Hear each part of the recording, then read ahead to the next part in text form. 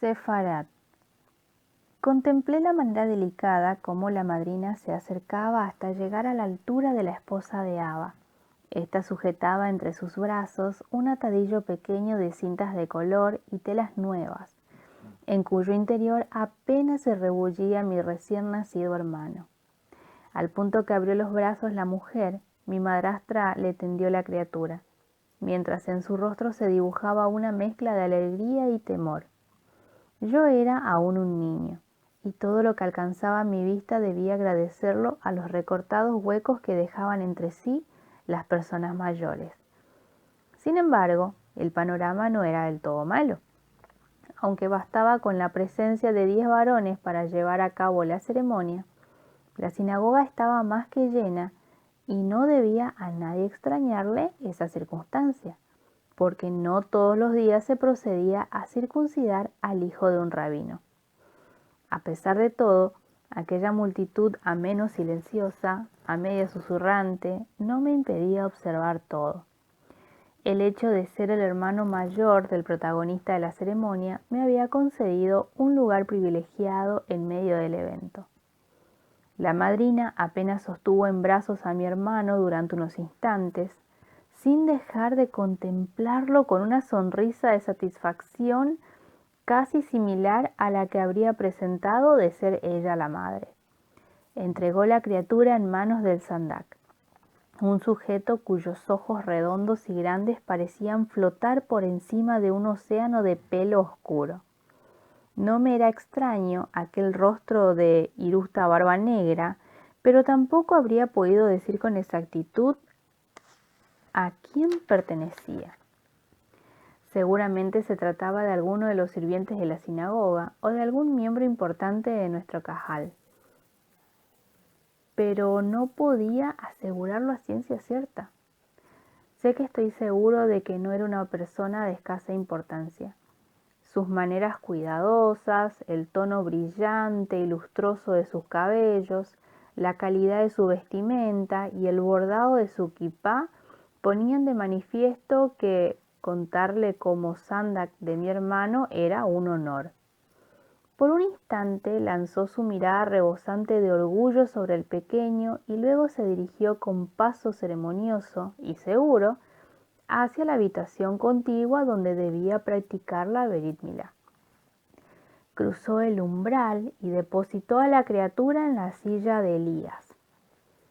Nadie, ni siquiera mi padre, me había podido explicar por qué aquel asiento recibía ese nombre, aunque no podía caber duda de que se trataba de una referencia directa al profeta que había clamado contra la corrupción de la reina Jezabel, consiguiendo incluso que descendiera fuego del cielo para consumir un holocausto en honor de Adonai.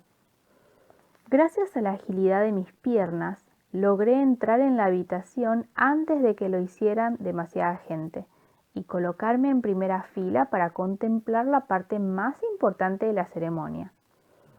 Por un instante pude observar a mi hermano solo por primera vez desde que había dado inicio a aquel decisivo rito. Las fajas de tela lo ceñían impidiendo que pudiera coger frío. Frío en la Córdoba veraniega. Pero si bien podía limitar sus movimientos, no tenía la capacidad de cegar una sonrisa alegre que iluminaba su rostro redondo y rubicundo. Lejos de sentirse intimidado por la multitud de adultos, parecía divertido, como si intuyera que era la causa de aquel ceremonial complicado que todos seguían con tanto interés. Apenas permaneció mi hermano unos instantes sobre la silla de Elías, lo suficiente para que quedara de manifiesto que esta parte de la ceremonia se había llevado a cabo sin complicaciones. Luego mi padre volvió a tomarlo en brazos y lo depositó sobre el muslo derecho del sandak. Yo sabía que ese era el lugar donde todo debía consumarse y no pude evitar que la boca se me abriera por la emoción, mientras el corazón comenzaba a latirme con más fuerza que nunca. Como médico, sé que esta sencilla, aunque delicada operación tiene magníficas consecuencias posteriores. A los varones le permite verse a salvo de infecciones y dolencias que son muy comunes entre los incircuncisos. Un hombre cuyo glande ha sido desnudado y purificado por obra de la circuncisión lo mantendrá sano y en buena disposición mucho más tiempo que aquellos que han conservado el prepucio. Es incluso visible que ese vigor llegue hasta el momento en que exhale el último aliento. Con todo, estoy convencido de que las mayores beneficiarias médicamente hablando de esta intervención son las mujeres. He podido observar cómo el útero y en general los órganos de la generación de aquellas que mantienen relaciones íntimas con hombres circuncidados no sufren corrientemente ni trastornos ni dolencias. Por el contrario, he tenido ocasión de comprobar cómo aquellos que se entregan a incircuncisos en mayor o menor medida acaban sufriendo trastornos en las partes de su cuerpo más específicamente femeninas. Si los monarcas de este mundo buscaran conservar la salud de sus súbditos, una de las primeras medidas que deberían de poner en vigor sería la circuncisión de los varones. Sin embargo, no se trata únicamente de una cuestión de salud. Es cierto que los varones sometidos a la circuncisión pierden algo de sensibilidad en su miembro viril. Pero esa circunstancia, no del todo positiva, tiene magníficas consecuencias para las mujeres. Entre ellas debe señalarse que alarga el tiempo del coito, multiplica los intentos del varón de hallar satisfacción a sus deseos y estimula su imaginación en el lecho. Del disfrute derivado de estas actitudes no goza menos la mujer que el hombre. A pesar de todo, se equivocaría el que pensara que los judíos circuncidamos a nuestros hijos meramente por razones médicas o de placer. Para nosotros no se trata solo de una cuestión de salud o de disfrute. En realidad, en la circuncisión se recoge de manera simbólica toda una manera de contemplar la vida. Me consta que los hijos de Israel no son el único pueblo que circuncida a sus varones recién nacidos. Por supuesto, a diferencia de algunos seguidores del Islam, jamás circuncidamos a las hembras. Pero existen diferencias esenciales entre la ceremonia que se realiza entre nosotros y la circuncisión patriarcal por otras naciones. Lo que nosotros conocemos como Berit Milá, los árabes como gitán, gitaná o hatna, es el cumplimiento de la señal del Berit que Adonai contrajo con nuestro padre Abraham. Adonai le prometió que su descendencia sería muy numerosa como las arenas del mar y las estrellas del cielo, y que esa descendencia le entregaría Eretz Israel. Como muestra eterna de que Abraham aceptaba el pacto, Adonai le ordenó circuncidar a los varones de su familia y de su servidumbre. Ese mandato quedó refrendado en el Sinaí cuando Adonai le entregó a Moisés la Torá, donde se establecía que la circuncisión debería llevarse a cabo al octavo día del nacimiento de la criatura. Ni siquiera el mandato del Shabbat, del descanso semanal, es más importante que el de la Berit Milá. Si al octavo día el nacimiento de un niño fuera Shabbat, la ceremonia se llevaría igualmente a cabo. A mi edad he contemplado cómo se realizan docenas de veces, pero aquella mañana precisamente era la primera vez que tenía la posibilidad de asistir a un evento de semejante relevancia, y la emoción me estaba provocando un temblor nervioso que no lograba contener.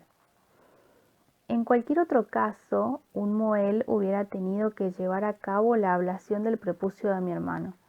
Sin embargo, mi padre, el rabino Maimón, tenía la competencia necesaria para realizar aquella ceremonia, y no estaba dispuesto a privarse de semejante privilegio, el de dejar inscrito de manera imborrable en la carne la pertenencia a un pacto que carecía de paralelo cuando fue sellado. Con gesto preciso, como si no le afectara el hecho de que se tratara de su hijo, desnudó el cuerpecillo y una vez expuesto, apartó los muslos para poder ver con más facilidad su miembro viril. Mientras el sandak sujetaba lo mejor que podía al pequeño a fin de que no realizara movimientos inconvenientes, mi padre tomó de un cojín un cuchillo de afilada piedra. Es curioso, no podría decir con exactitud la manera en que vestía mi padre, pero recuerdo a la perfección que antes de descender sobre mi hermano, aquel instrumento despidió un destello amarillento que me pareció raro pero hermoso. Su espalda, encorvada y ancha, me impidió ver lo que estaba sucediendo, pero el llanto del niño me avisó de que la operación se había iniciado. Cuando vi que mi padre se inclinaba sobre el pequeño y acercaba los labios a su pene, supe que todo estaba a punto de consumarse.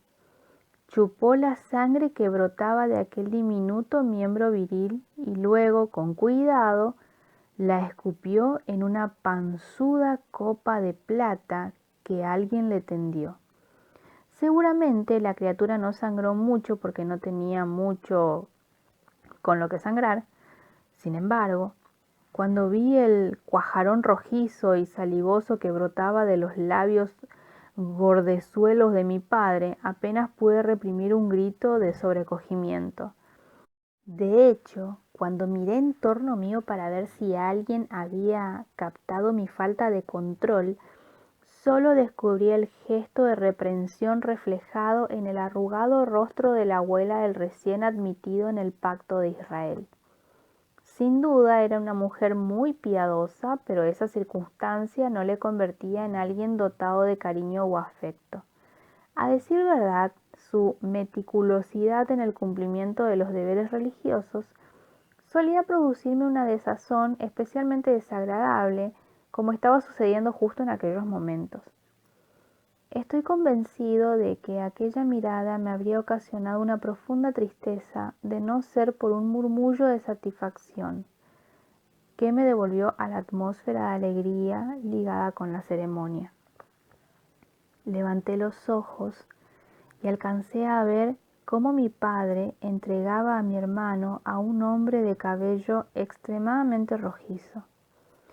A este sí le conocía bien. Había llegado a Córdoba un par de años antes, procediente del reino de Castilla. Al principio, su intención era convencer a mi padre y a otros miembros ilustres del Cajal para que se trasladaran al norte, donde según él abundaban las oportunidades de enriquecerse con el comercio. Durante algún tiempo le escucharon, pero al fin, cuando supo que en Sefarat se podía ser judío y tener varias esposas, él mismo decidió quedarse en Córdoba y se casó con la joven heredera de una familia de agricultores que vivía muy cerca de nuestra casa. Mi padre debía de apreciarle mucho porque de lo contrario no le hubiera conferido el inmenso honor de sostener a mi hermano mientras se le imponía un nombre judío. Observé cómo colocaron delante de mi padre y del pelirrojo que sujetaba a mi hermano una copa de vino. Era plateada y su bruñida superficie estaba primorosamente surcada por inscripciones tomadas de la Torá y dibujo no por caprichosos menos bellos. Con gestos piadosos, mi padre entonó una bendición especial y a continuación dijo en tono solemne: ¿Qué nombre se le impondrá al niño? Reconozco que me sorprendió aquella pregunta. Si mi padre, que además de ser el primogenitor, ostentaba la condición de dayán y rabino, ignoraba aquel dato, ¿quién podría saberlo en este mundo? Daniel, respondió con absoluta seguridad el hombre de cabello rojizo. Al escuchar el nombre experimenté una sensación dulcemente agradable. Apenas unas semanas antes había comenzado a leer el libro del Naví, que tenía el mismo nombre que acababa de recibir mi hermano. A diferencia de otros textos, aquel rollo estaba lleno de historias que me cautivaron desde el principio. En sus líneas pude conocer la historia de 3 jóvenes que se habían negado a adorar la imagen del rey de Babilonia, y que precisamente por su obediencia a la Torá habían sido arrojados a un horno de fuego, aunque no se les chamuscó ni un solo pelo. También me enteré de cómo los enemigos de Daniel habían logrado que lo arrojaran al foso de los leones, pero un ángel había cerrado las fauces de las fieras y no recibió un solo rasguño.